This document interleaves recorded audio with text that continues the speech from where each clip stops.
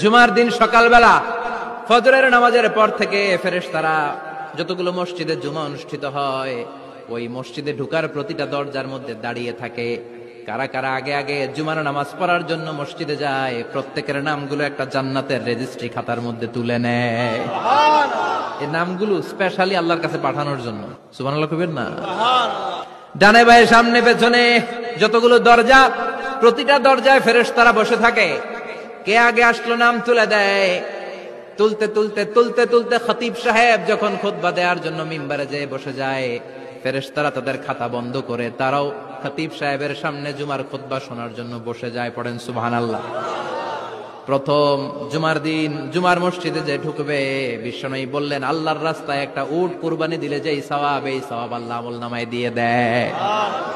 দ্বিতীয় পর্যায়ে যে ঢুকে, বিশ্বনবী বললেন বাকারা, গরু কুরবানির সওয়াব পায়।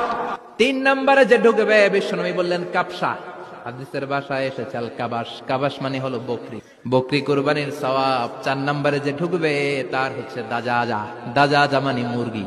5 নম্বরে যে ঢুকবে, বিশ্বনবী বললেন বাইদা। তো এই বয়দা আল্লাহর রাস্তায় দান করে দিলে যেই সওয়াব, পঞ্চম ব্যক্তি ওই সওয়াব পাবে। এই 5 জনের পরে আর লেখালেখি নাই, বাকিদেরটা নরমাল এন্ট্রি করে সব ফেরেশতারা খুতবা শোনার জন্য বসে যায়। সুবহানাল্লাহ।